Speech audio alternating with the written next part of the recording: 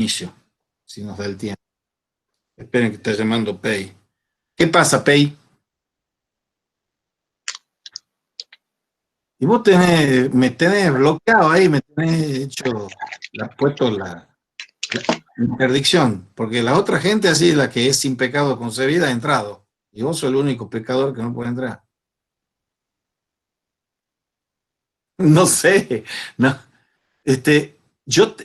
¿Ha llegado el link o no te ha llegado el link? Apreta, hacerle un doble clic al link. Y cuando ahí me va a decir a mí que vos querés entrar y yo te voy a admitir. ¿Ya lo has hecho? Hacelo ahora, porque ya estamos empezando. Bueno, nosotros empezamos con el recogimiento y cuando vos pidas entrar, yo te admito. Pero no aparece, che. Sí, decime. No te veo nada, si no, yo no te he admitido todavía, porque vos no me has pedido que te admita. Te vuelvo a mandar el link.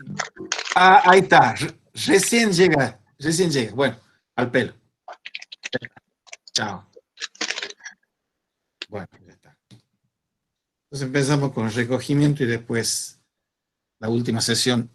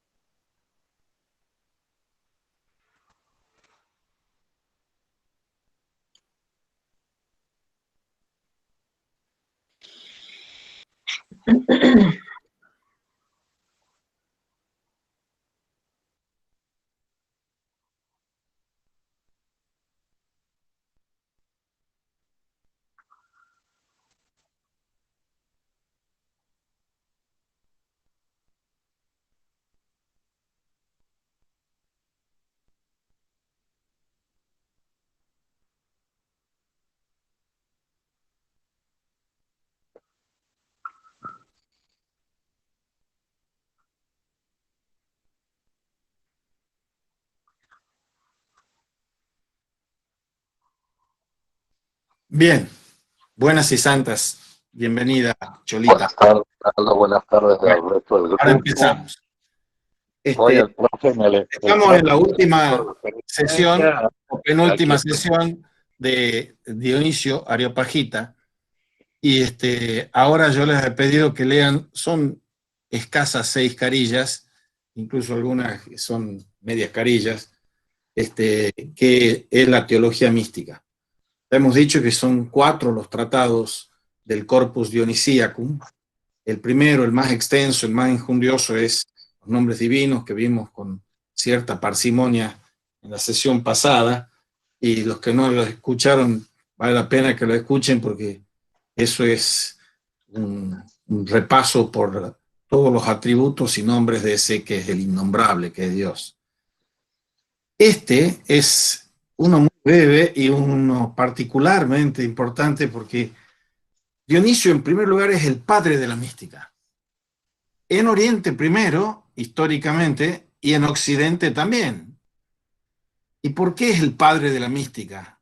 Él está en una encrucijada cultural, no el Dionisio del presunto siglo I, que no es, ya se sabe, sino que es del siglo V, del siglo VI, y que está en el enclave del imperio de Justiniano. Y Justiniano es un emperador cristiano. Pero todos estas metamorfosis de la ciudad de Dios y del diablo están aconteciendo en un tumultuoso y vertiginoso centro cultural que está reuniendo desde la época de Alejandro Magno los primeros contactos de Oriente y Occidente. Uno no presta atención porque da por sentado que como el cristianismo ha triunfado, que el cristianismo habría nacido una especie de un repollo ahí, de la nada. Y el cristianismo está acumulando, aquerenciando, acopiando, acogiendo en sí las influencias de Persia, de India, de Egipto, por supuesto de los griegos, de los romanos. Todo eso está como un caldo de cultivo en la génesis lenta de la consolidación y la formación del cristianismo. Y hemos estado viendo esas discusiones teológicas, cristológicas, que se van acumulando y que en realidad la vida de Dionisio, del Dionisio real de carne y hueso, sea quien fuese que era, es la que coincide en el momento que está naciendo el cristianismo. El cristianismo no nace en el siglo I, ni en el II, ni en el III. Empieza a consolidarse en el siglo IV. Pero les decía lo de la influencia de India, de Persia, de Egipto, porque todas esas corrientes también han influido sobre la filosofía griega. La filosofía griega tampoco nace de un repollo. El hijo en Macedonia estaba Filipo de Macedonia, el hijo de Filipo es Alejandro, que va a ser ese imperio que ha contactado el Oriente con el Occidente. Y ese señor, Alejandro Magno, tenía un maestro que se llama Aristóteles.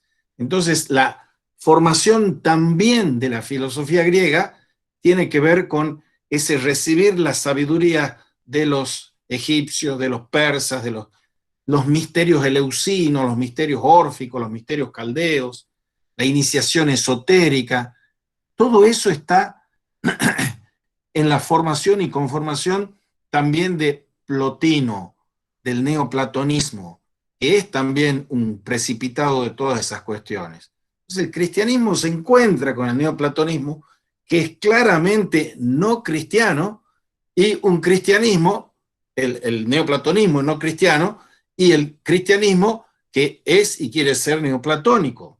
Entonces, la obra de Dionisio es esa conjunción de lo griego con lo cristiano, y es asumir y acoger la conceptualización neoplatónica y verterla en conceptos, en léxico, en ideas, concepciones que son las cristianas que están formándose. Bien, ¿por qué la teología mística es importante? ¿Qué es teología? ¿Qué significa la teología? ¿Quién es el mejor y primer teólogo? Para Dionisio es Dios. Los ángeles son teólogos. Los profetas son teólogos. Porque no es la concepción de teología que tenemos nosotros. La teología que se estudia sistemáticamente en las facultades de teología en todo el mundo, Roma, Alemania, Francia, donde sea, son teologías que Dionisio no le llamaría teología, porque el teólogo es Dios, es la palabra de Dios, el logos de Dios. Entonces, ¿qué es lo que uno puede decir con respeto y reverencia respecto de Dios? Que de Dios no se puede decir nada. Eso está en las bases de esa extraordinaria síntesis de la teología negativa. Y esa teología negativa dionisiana se está formando aquí, en este contexto de la teología mística y también de los nombres de Dios. Y esto tiene poquitos capítulos. Y el primer capítulo es el capítulo que empalma con la teología negativa. El título del capítulo es ¿En qué consiste la divina tiniebla? Hemos visto el primer módulo que hemos hecho de ejercicios de mística cristiana era basado en el libro 14, en el siglo XIV, de un autor anónimo, La nube del no saber. La nube del no saber es la precipitación del siglo XIV de algo que está escrito en el siglo V y VI con Dionisio. ¿En qué consiste la divina tiniebla? Y empieza diciendo, Trinidad supraesencial y más que divina y más que buena, maestra de la divina sabiduría cristiana, guíanos más allá del no saber y de la luz, hasta la cima más alta de las escrituras místicas. Allí donde los misterios simples, absolutos e inmutables de la teología se revelan en las tinieblas más que luminosas del silencio. En medio de las más negras tinieblas fulgurantes de luz, desbordan absolutamente intangibles e invisibles los misterios de hermosísimos fulgores que inundan nuestras inteligencias, que saben cerrar los ojos. Mística, misterio, cerrar los ojos, cerrar la boca.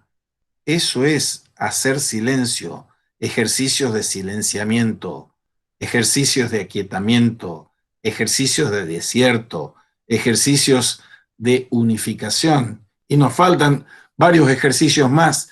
Hemos visto lo de contemplación, nos faltan los ejercicios de sabiduría, del pensamiento no dual. Pero aquí, en este primer párrafo, están condensadas la cuestión del silencio, la cuestión de la intangibilidad, de la invisibilidad, y veremos después la inefabilidad. Trinidad supraesencial. Eso es un término que en castellano se lo entiende, pero es una transposición de la usía. Usía es la esencia, y esa esencia más allá de la esencia.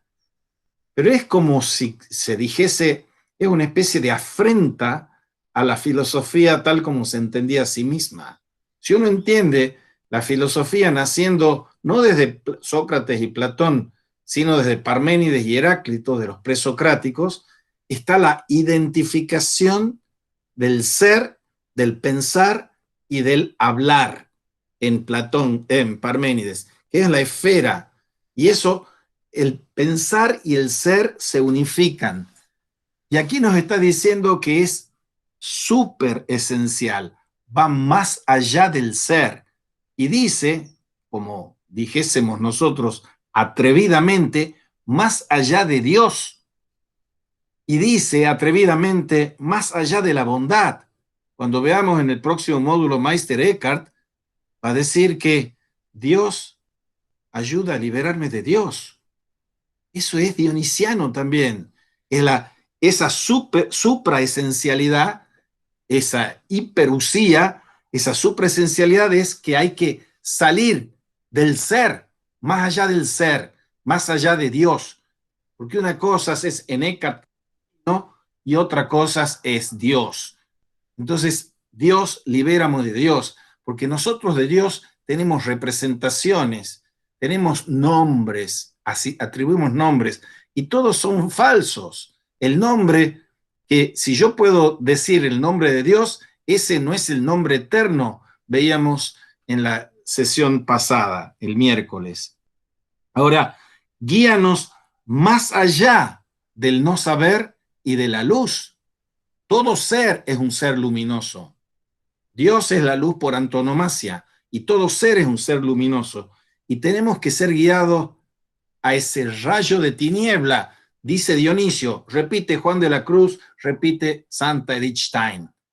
O sea, místicos y santos cristianos están diciendo de que tenemos que ir sí o sí más allá del ser, más allá de la palabra, más allá del pensamiento, más allá de la tiniebla también. Porque tenemos que sumergirnos en el abismo de la tiniebla. ¿Y por qué? Porque la verdad verdadera y la realidad real es tenebrosa, es la tiniebla profunda. Por eso la teología se revela en las tinieblas. Y esas tinieblas son más que luminosas. Y esas tinieblas más que luminosas son las del silencio. El silencio es, como venimos viendo, el lenguaje primordial de Dios. Dios, en eterno silencio, dijo una única palabra, el verbo, y en silencio debemos escucharla, dice San Juan de la Cruz. Entonces, ¿qué es lo que tenemos que hacer? Estar nosotros metidos, inmergidos en las más negras tinieblas fulgurantes. Fíjense la calidad poética y especulativa que tiene este señor. Estamos en medio de las más negras tinieblas fulgurantes de luz que desbordan absolutamente intangibles e invisibles. Son los misterios de hermosísimos fulgores que inundan nuestras inteligencias, que saben cerrar los ojos. Saber cerrar los ojos, saber cerrar la boca, saber hacer silencio y cerrar los ojos. Es lo que nos dicen todos los maestros de meditación que hay que hacer. Hay que cerrar los ojos, juntar las manos y hacer silencio y aquietarnos. En la segunda oración, vuelve sobre esto. Esta es mi oración, Timoteo, amigo mío, entregado por completo a la contemplación mística. Renuncia a los sentidos, a las operaciones intelectuales, a todo lo sensible y lo inteligible, a la flauta.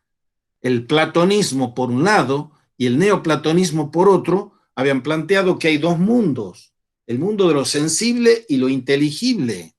Y esos dos mundos que estaban divididos, divorciados, y el invisible o suprasensible o inteligible es el verdadero, y las apariencias son las falsas. Aquí nos dice que vamos más allá de lo sensible y de lo inteligible, de los dos mundos esos, platónicos y neoplatónicos.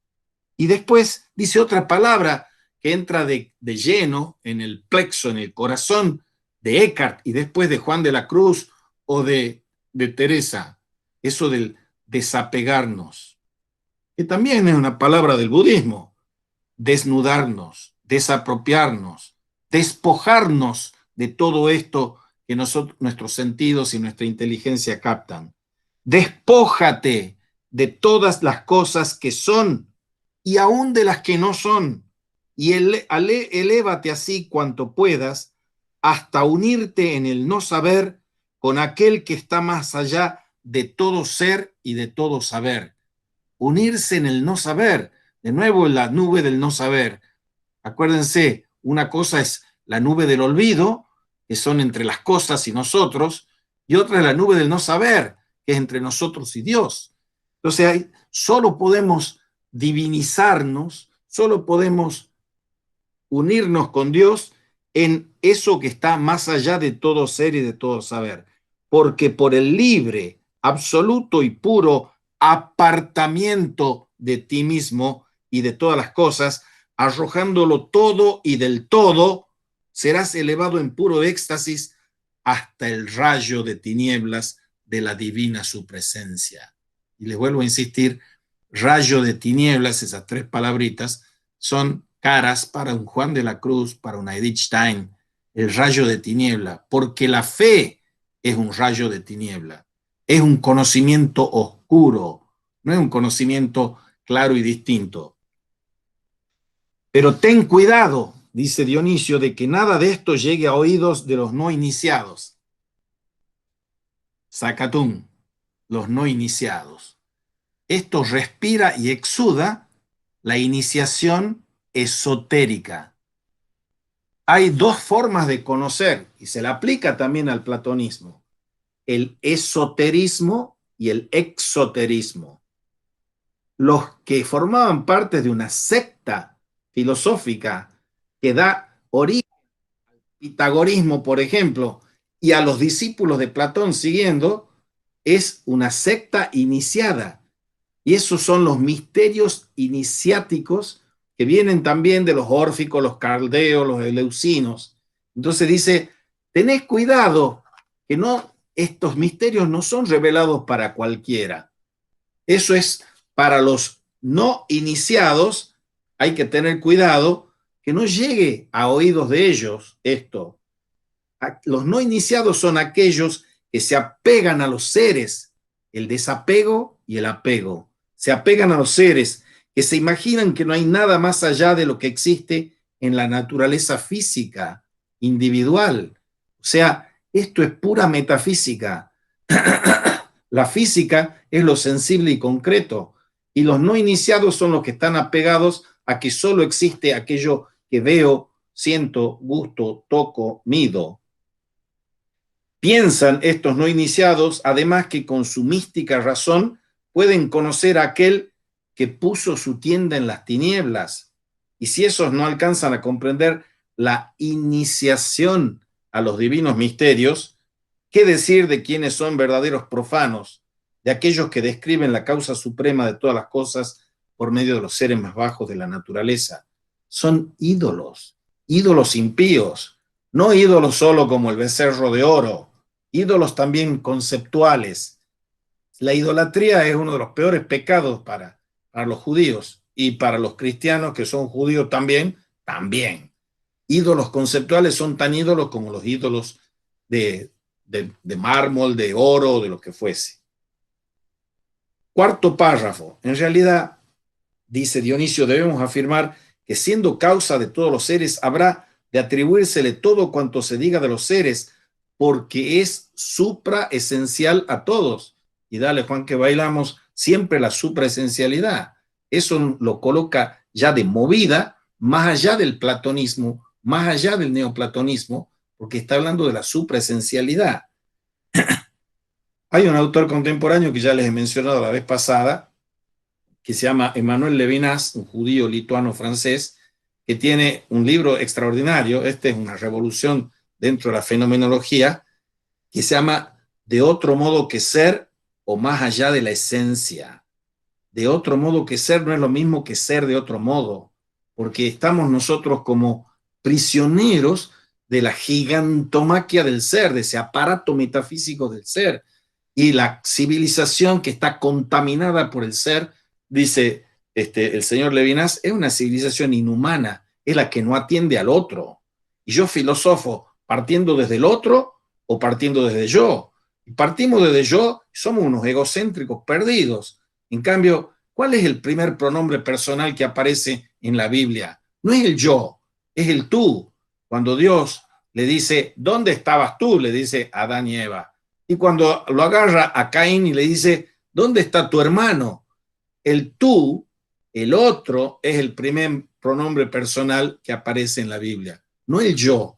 Pero nosotros hemos hecho del egocentrismo el punto de partida y el punto en torno del cual gira toda la filosofía. Bien, en realidad, dice Dionisio, tenemos que afirmar que siendo causa de todos los seres, hay que atribuirle todo cuanto se diga de los seres, porque es supraesencial a todos. Es una causa que trasciende y es supraesencial a todas las cosas, anterior y superior a las privaciones. Ahí está el tema del mal.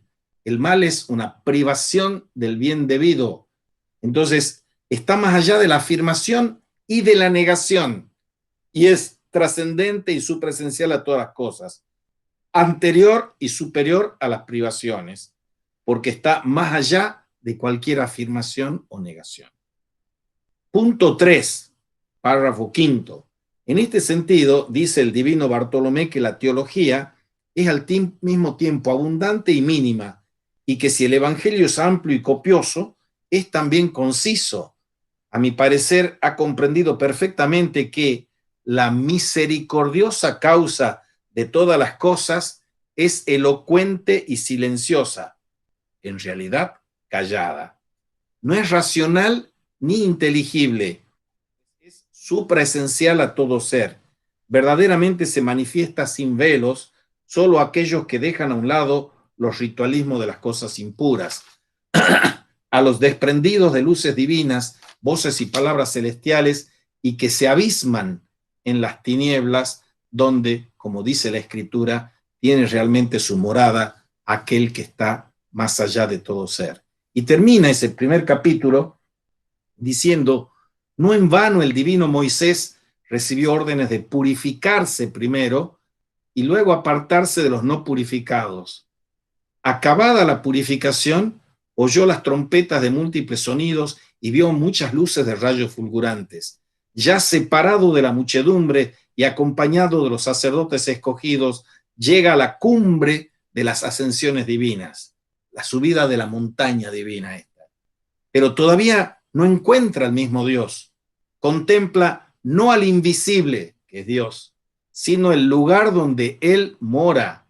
Esto significa, creo yo, que las cosas más santas y sublimes, percibidas por nuestros ojos e inteligencia, no son las razones hipostáticas de los atributos que verdaderamente convienen a la presencia de aquel que todo lo trasciende.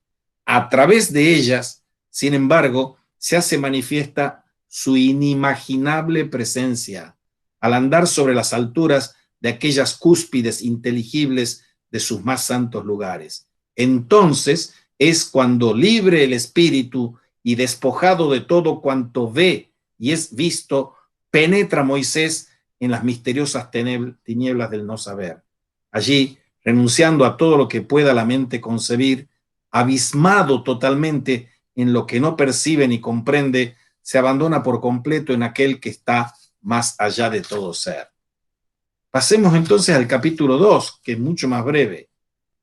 Y el título del capítulo 2 es ¿Cómo debemos unirnos y alabar al autor de todas las cosas que todo lo trasciende? Ojalá podamos también nosotros penetrar en esta más que luminosa oscuridad. Renunciemos a toda visión y conocimiento para ver y conocer lo invisible e incognoscible, aquel que está más allá de toda visión y conocimiento. Porque esta es la visión y conocimiento verdaderos. Y por el hecho mismo de abandonar todo cuanto existe, se celebra lo sobreesencial en modo sobreesencial. Y basta este simple despojo, porque está hablando de los escultores que sacan hasta que queda la estatua, y dice, esculpen esas estatuas quitando todo aquello que a modo de envoltura impide ver claramente la forma encubierta. Dice, basta este simple despojo para que se manifieste la oculta y genuina belleza. Acuérdense que uno de los nombres de Dios, aparte de bien, es el de luz. Conviene entonces, a mi entender, alabar la negación de un modo muy diferente a la afirmación. Afirmar es ir poniendo cosas a partir de los principios, bajando por los medios y llegar hasta los últimos extremos. Por la negación, en cambio, es ir quitándoles desde los últimos extremos y subir a los principios. Quitamos todo aquello que impide conocer desnudamente al incognoscible, conocido solamente a través de las cosas que lo envuelven. Miremos, por tanto, aquella tiniebla supresencial que no dejan ver las luces de las cosas. O sea, todas las cosas tienen luz. Está el tema de que las cosas tienen luz y nosotros también tenemos luz. La luz natural de nuestro intelecto para captar, para aprehender la luz de las cosas. Capítulo 3. ¿Qué se entiende por teología afirmativa y teología negativa? En mis representaciones teológicas, alude a un texto de él, que a veces no se consiguen esos textos de él, como el de la teología simbólica, dejé claro cuáles sean las nociones más propias de la teología afirmativa o catafática, porque la teología negativa es la apofática. Dejé claras las nociones más propias de la teología afirmativa, catafática. ¿En qué sentido el bien de la naturaleza divina es uno y trino? Aquí hay una cuestión central que hay que detenerse un poquito a pensarla, porque estamos hablando del Dios uno y trino, de Deo uno et trino, es uno de los tratados fundamentales de la teología. Hay dos dogmas que son los nervios centrales del cristianismo, el de la Trinidad y el de la Encarnación. Ahora, la Trinidad está siendo puesta en la cúspide de un sistema filosófico por Plotino y después por Proclo. Y los buenos conocedores de Plotino y Proclo están diciendo que Dionisio es un Proclo cristiano. Entonces, cuando aquí nos está diciendo el bien es de naturaleza divina, es uno y trino, está diciendo lo que 2000 años después va a decir Santa Edith Stein. En su maravilloso libro Ser finito y ser eterno, ella está diciendo algo que ha echado a rodar el señor Agustín, que es, nosotros no somos creados solo a imagen de Dios, somos creados a imagen trinitaria de Dios. Y la Trinidad es la memoria, la voluntad y la inteligencia y la vida.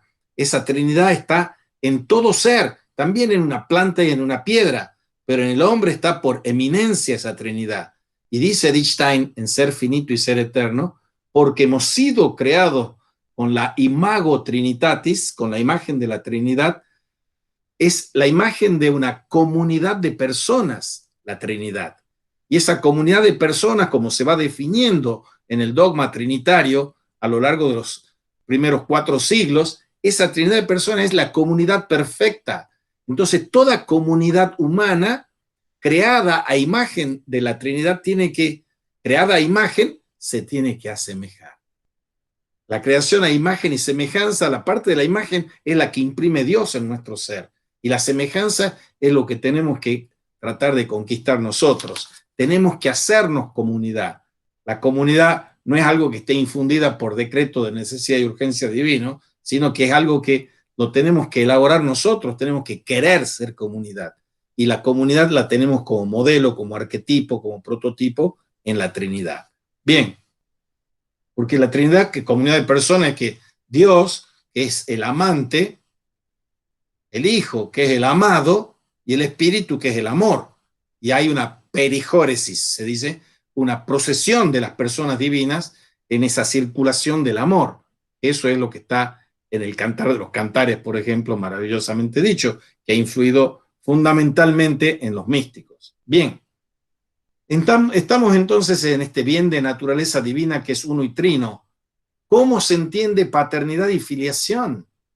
¿Qué significa la denominación divina del Espíritu?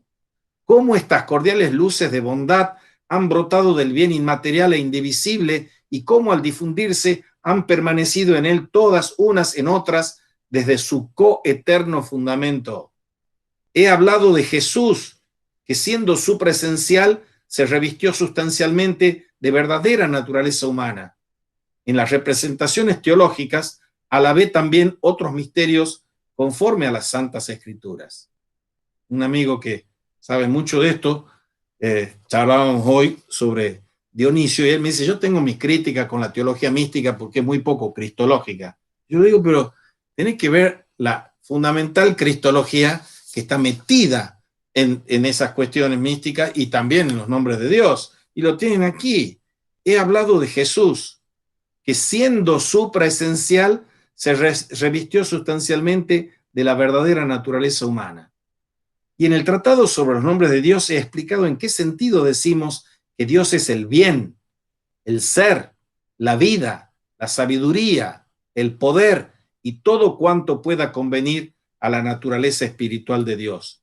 Y en la teología simbólica he tratado de las analogías que pueden tener con Dios los seres que nosotros observamos. He hablado de las cosas sensibles con relación a Él, de formas y figuras, de ministros, lugares sagrados y ornamentos, de lo que significa el enojo, las penas, los resentimientos, o, en otro contexto dice, la ira de Dios. El puente de lo visible y lo invisible se hace a través del símbolo.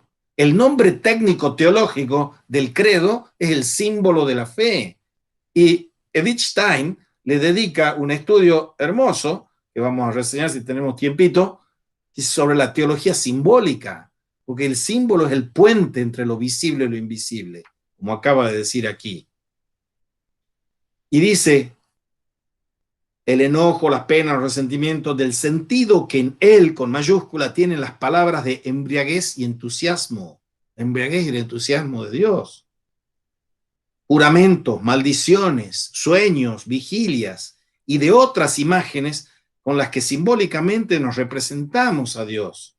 Supongo habrás notado cómo los últimos libros son más extensos que los primeros, pues no era conveniente que las representaciones teológicas y el tratado sobre los nombres de Dios fuesen tan amplios como la teología simbólica. El hecho es que cuanto más alto volamos, menos palabras necesitamos, porque lo inteligible se presenta cada vez más simplificado. Por tanto, ahora, a medida que nos adentramos en aquella tiniebla que hay más allá de la inteligencia, llegamos a quedarnos no solo cortos en palabras, sino más aún en perfecto silencio y sin pensar nada. Lo que veíamos en Halleix, lo que veíamos en Keating, lo que veíamos en Willy Jäger, quedarse en silencio y no pensar en nada. Y nosotros estamos bombardeados por nuestra imaginación para que quedarnos fijados, en vez de ver el río, ver los obstáculos que van fluyendo por el río. En aquellos escritos, dice Dionisio, el discurso procedía desde lo más alto a lo más bajo. Por aquel sendero descendente aumentaba el caudal de las ideas, que se multiplicaban a cada paso. Mas ahora que escalamos desde el suelo más bajo hasta la cumbre, cuanto más subimos, más escasas se hacen las palabras. Al coronar la cima, reina un completo silencio. Estamos unidos por completo al inefable. Te extrañas quizá de que partiendo de lo más alto por vía de afirmación, comencemos ahora desde lo más bajo por vía de negación. La razón es esta. Cuando afirmamos algo de aquel a quien ninguna afirmación alcanza, necesitamos que se basen nuestros acertos en lo que está próximo de él. Mas ahora, al hablar por vía de negación de aquel que trasciende toda negación, se comienza por negarle las cualidades que le sean más lejanas. ¿No es cierto que es más conforme a la realidad afirmar que Dios es vida y bien que no aire o piedra? No nombrado, ¿no es verdad que Dios está más distante de ser embriaguez y enojo que de ser nombrado y entendido? Y en tal sentido es distinto decir que Dios no es embriaguez ni enojo a decir que Dios no es palabra o pensamiento nuestros. Pero fundamentalmente coinciden en el no con respecto a Dios, por lo cual este es el camino más directo y sencillo y seguro para llegar a Dios o a la cima, camino de proficientes o perfectos, la teología mística. Ya vamos a volver sobre esta cuestión que acabamos de decir, pero veamos el capítulo 4 y 5, que son relativamente cortos. Capítulo 4. Que no es nada sensible la causa trascendente a la realidad sensible. Que no es nada sensible la causa trascendente a la realidad sensible. Decimos pues que la causa universal está por encima de todo lo creado. No carece de esencia ni de vida, ni de razón ni de inteligencia. No tiene cuerpo, ni figura, ni cualidad, ni cantidad, ni peso. No está en ningún lugar. Ni la vista ni el tacto la perciben, ni siente ni la alcanzan los sentidos. No sufre desorden ni perturbación procedente de pasiones terrenas. Y los acontecimientos sensibles no la esclavizan ni la reducen a la impotencia. No necesita la luz, no experimenta mutación, ni corrupción, ni decaimiento. No se le añade ser, ni haber, ni cosa alguna que caiga bajo el dominio de los sentidos. Es el capítulo 4. Y el capítulo 5 se titula que la causa suprema de todo lo inteligible no es algo inteligible. Antes nos ha dicho en el 4 que la causa suprema de todo lo sensible no es sensible. Y ahora nos dice que la causa suprema de todo lo inteligible no es algo inteligible. En escala ascendente ahora añadimos que esta causa no es alma ni inteligencia. Acuérdense cuando veíamos con Meloni, con los caminos del corazón, el tema del alma, psique, inteligencia como espíritu, neuma. No es alma, no es psique y no es inteligencia. No tiene imaginación, no tiene expresión, no tiene razón ni inteligencia. No es palabra por sí misma ni tampoco entendimiento. No podemos hablar de ella ni entenderla. No es número ni orden, ni magnitud ni pequeñez, ni igualdad ni semejanza, ni desemejanza. No es móvil ni inmóvil, ni descansa. No tiene potencia ni es poder. No es luz ni vive, ni es vida. No es sustancia ni eternidad ni tiempo. No puede la inteligencia comprenderla, pues no es conocimiento ni verdad. No es reino ni sabiduría, ni uno ni unidad. No es divinidad ni bondad, ni espíritu en el sentido que nosotros lo entendemos. No es filiación ni paternidad, ni nada que nadie ni nosotros conozcamos. No es ninguna de las cosas que son, ni de las que no son. Nadie la conoce tal cual es, ni la causa conoce a nadie en cuanto ser. No tiene razón ni nombre, ni conocimiento. No es tinieblas ni luz, ni error ni verdad. Absolutamente nada se puede afirmar ni negar de ella. Cuando negamos o afirmamos algo de cosas inferiores a la causa suprema, nada le añadimos ni quitamos, porque toda afirmación permanece más acá de la causa única y perfecta de todas las cosas, pues toda negación permanece más acá de la trascendencia de aquel que está simplemente despojado de todo y se sitúa más allá de todo. Esa es toda la teología mística, nada más y nada menos. Impresionante. Les he dicho que vamos a volver sobre esto que está en el capítulo 4, y de paso, cañazo, hacemos un anticipo de lo que vamos a ver en Meister Eckhart.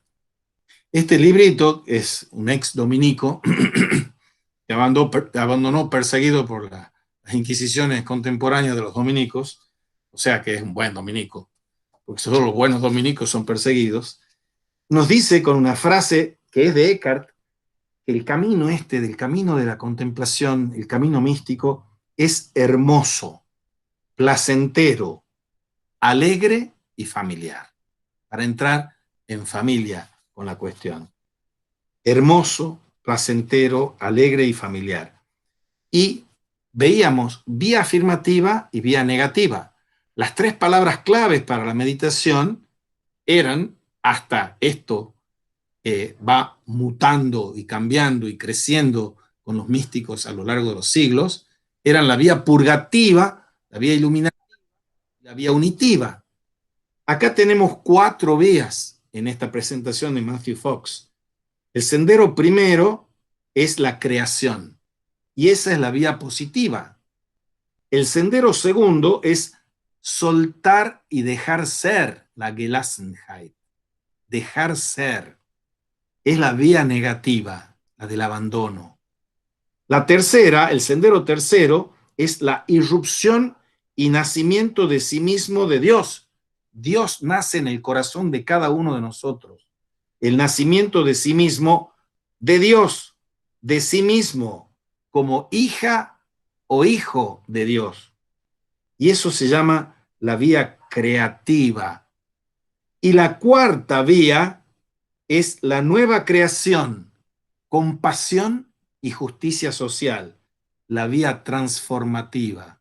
Lo que se llama la espiritualidad ignaciana, por ejemplo, tiene que ver con esto, de la compasión, el amor compasivo. El amor compasivo es el núcleo del Evangelio. Y es una de las vías que quienes creen que si uno se dedica a la contemplación, a la mística, se tiene que despreocupar de los refugiados, de los hambrientos, está equivocándose de medio a medio.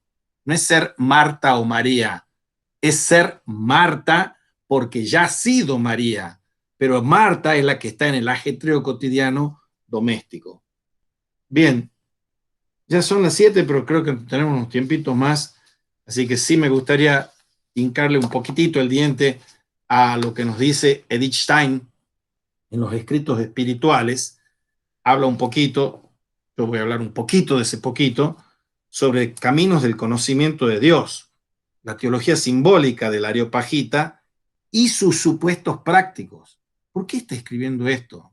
Estos escritos espirituales, Edith Stein tiene como 2 maestros que son los maestros fundamentales, la maestra Teresa y el maestro Juan.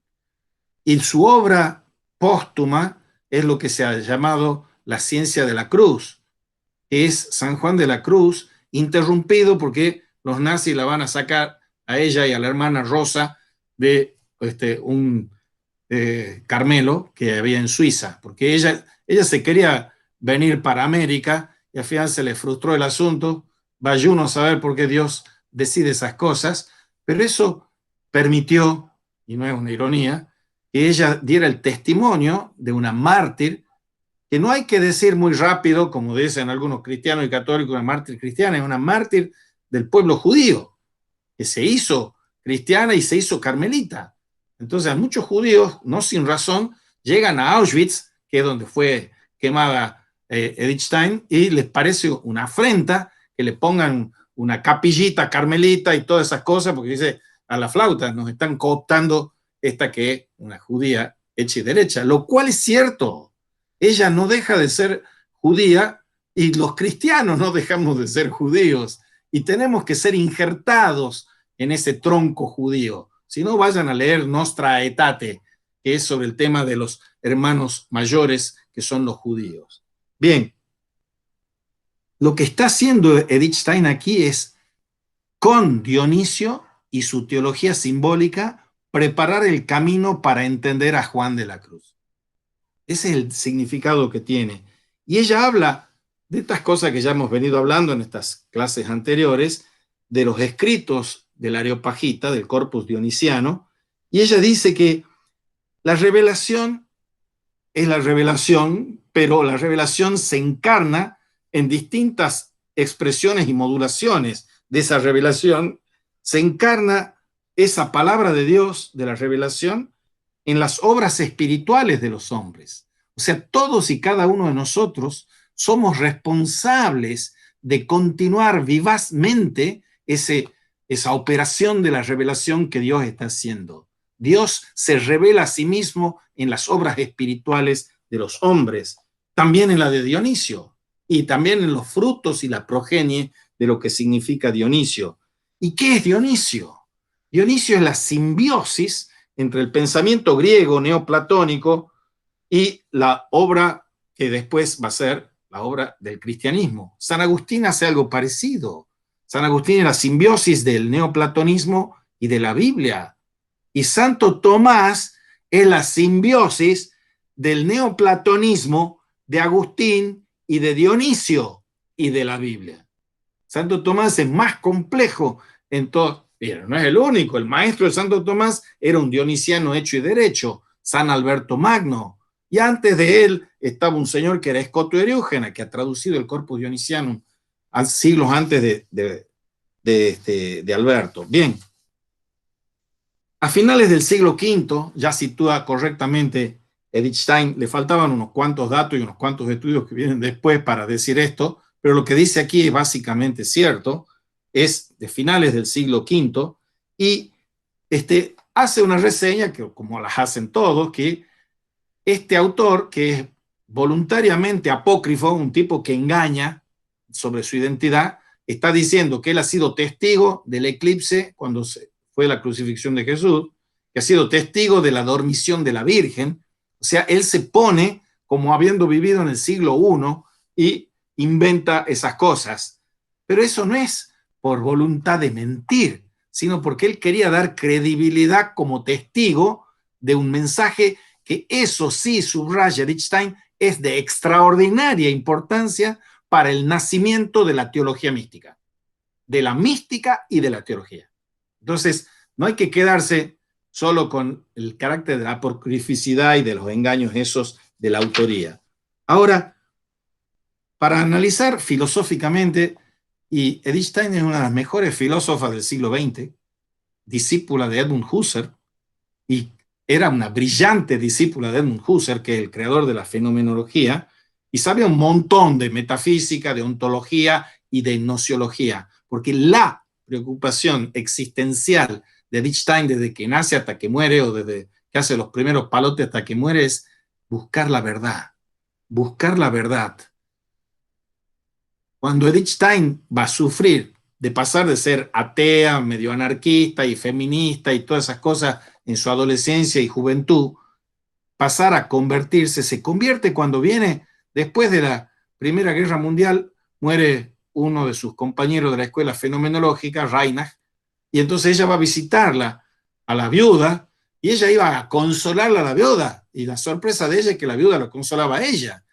Y ella, cuando en un momento estaba ahí en la casa de sus amigos, otros amigos que eran de la escuela fenomenológica, Hedwig Conrad Martius y el marido, y ella saca un libro, y el libro es la biografía, la autobiografía, Mi vida de Teresa.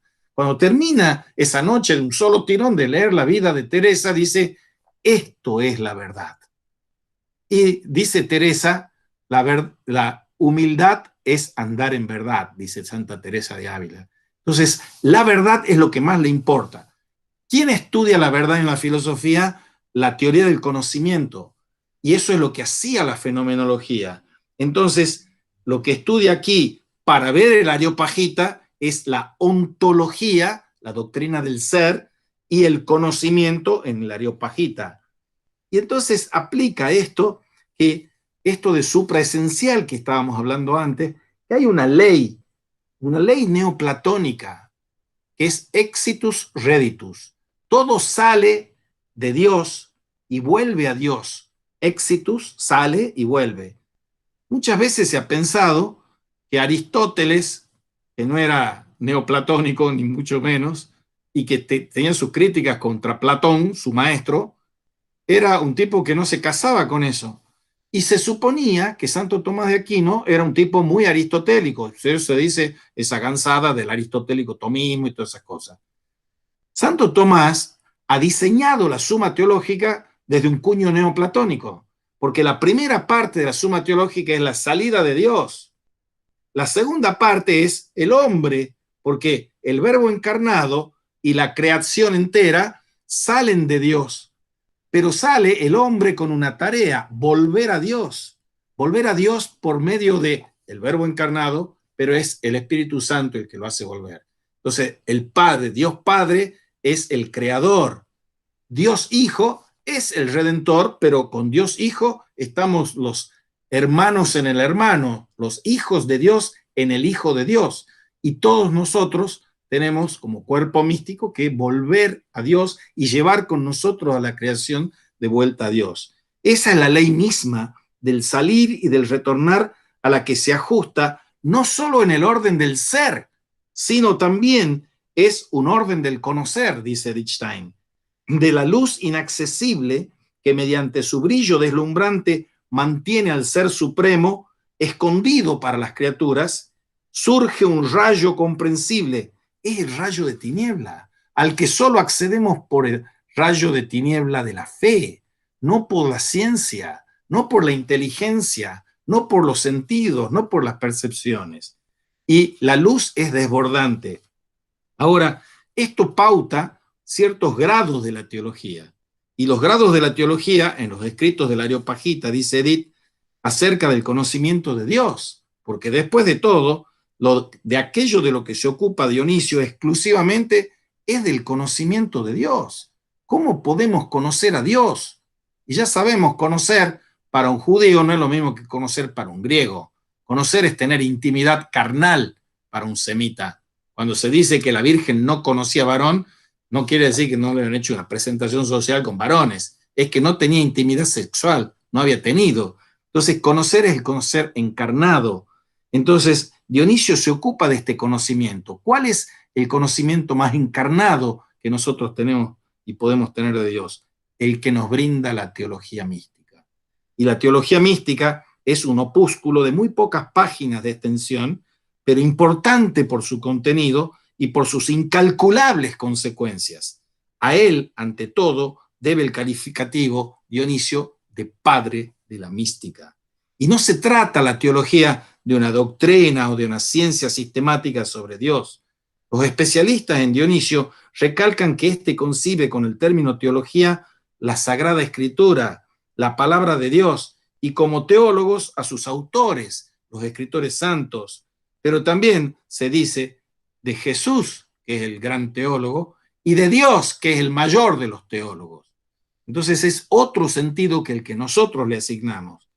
Los escritores santos son los que están inspirados, pero los ángeles son teólogos y el mayor teólogo es Cristo, palabra viva del Padre, para terminar denominando Dionisio a Dios como el primer teólogo. Y la ascensión hacia Dios es la ascensión hacia la oscuridad y hacia el silencio. La doctrina de la Trinidad y de la Encarnación son tratados por Dionisio en este sentido, y los nombres de Dios y esta teología simbólica que investiga las relaciones que soportan el paso de las cosas sensibles a las divinas. Y vayamos terminando. Este ascenso hacia las tinieblas, las sagradas tinieblas, es por el camino o la vía de la negación. En la teología mística, en la inmersión en la oscuridad, más allá de todo razonamiento, no solamente no encontramos pocas palabras, sino también ausencia de palabras del decir y del razonamiento del pensar. El proceder en ella es el camino de la negación, acercamiento a Dios mediante la negación de cuanto Él no es. Y conviene tan poco a Dios la afirmación como la negación. Y cuando afirmamos o negamos algo de lo que está tras Él, dice Dionisio y cita Edith, ni lo afirmamos ni lo negamos. Él está más allá de toda toma de posición como causa perfecta y única de todas las cosas, y está más allá como preeminencia superior a todo lo perecedero. Así, dice Edith, la teología positiva y la negativa, una vez cumplido el ascenso, ceden el puesto a la teología mística, la cual alcanza la unión con el inefable en silencio total. La teología positiva, concluyamos aquí, se apoya en la correspondencia de ser entre creador y criatura. Es lo que se llama la analogía entis, que vamos a ver en Eckhart. Una cosa es la analogía entis, que es ontológica, y otra la analogía trinitatis, que es teológica. Entonces, la teología positiva se basa en la analogía analogía de los entes. Y como lo expresó Santo Tomás, en referencia a Aristóteles, la negativa se basa en el hecho de que junto a la similitud, a la semejanza con Dios, se da una mayor disimilitud, una mayor desemejanza respecto de Dios, como también Santo Tomás una y otra vez acentúa. Y ambas, la positiva y la negativa, desembocan en la cima de la teología mística, en la que Dios mismo devela su misterio, dejando entrever al mismo tiempo la impenetrabilidad del mismo. Bueno, conecten los micrófonos y charlemos, y damos por cerrado. Pueden seguir abismándose en el infinito océano de las obras de Dionisio, y van a sacar siempre el provecho, porque es un señor sin el cual no existe la mística ni la teología mística de hoy. Y entonces todo lo que hacen nuestros buenos padres místicos y contemplativos de hoy están de una u otra manera abrevando de ese legado de Dionisio Areopagita, sea quien fuese ese señor bendito. El San Dionisio, les decían algunos, muchos creyentes, San Dionisio. Con más confianza, San Buenaventura y Santo Tomás le decían Dionisio. Si hubiesen sido tucumanos, hubiese dicho Dionisito. Es así, como familiaridad, pero se le pone el pseudo Dionisio cuando se descubre y desenmascara el engaño de que ese señor no podía ser del siglo I. Pero es un engaño que duró mil y pico años. No sé si tienen preguntas, comentarios, quejas, dudas, invectivas, todas con caridad, por supuesto. Paniagua, ¿cómo anda? Bien. Lalo, ¿cómo se llama ese autor que hablabas de las 4 vías? Cuando hablas de la positiva, la creación, la vía negativa. Matthew Fox, que es un intérprete, el primer libro que vamos a ver el lunes. Bien, perfecto. Matthew Fox, y esto se consigue el libro. Bueno, yo lo tengo también aquí para ofrecérselo para que hagan fotocopias. No sé si se lo podrá conseguir en PDF, pero es un autor de 25 libros sobre espiritualidad y cultura que ha dedicado su vida y obra a revalorizar esa olvidada tradición espiritual conocida como espiritualidad de la creación. Se estableció en Oakland, California, la Universidad de la Espiritualidad de la Creación, donde otorga los títulos de máster y de doctor en ministerio para ayudar a la gente a llevar la teoría y la práctica de la nueva cosmología y de la espiritualidad de la creación nuevamente a sus vidas cotidianas, a su ámbito profesional y a su cultura. Fraile dominico durante 28 años fue expulsado de la orden por el Vaticano por su trabajo en honor de los pueblos indígenas, de la sabiduría de las mujeres y de la lucha por la justicia. Actualmente es sacerdote anglicano, ha recibido numerosas distinciones, incluyendo el premio Peace A.B. Conscience, que fue otorgado también al Dalai Lama y a la Madre Teresa y a Rosa Parks. Es un lindo currículum. ¿Ibas a decir algo, Gustavo? No, profesor, no. No, por ahora no. ¿Has quedado anonadado? Sí, porque la verdad que sí. Hay muchas cosas que sintonizan con el budismo. Sí, sin ninguna duda. Lo que pasa es que estos conceptos me parece que tienen un gran contenido y bueno, hay que pensarlo bien antes de decir algo, no sé. Bien.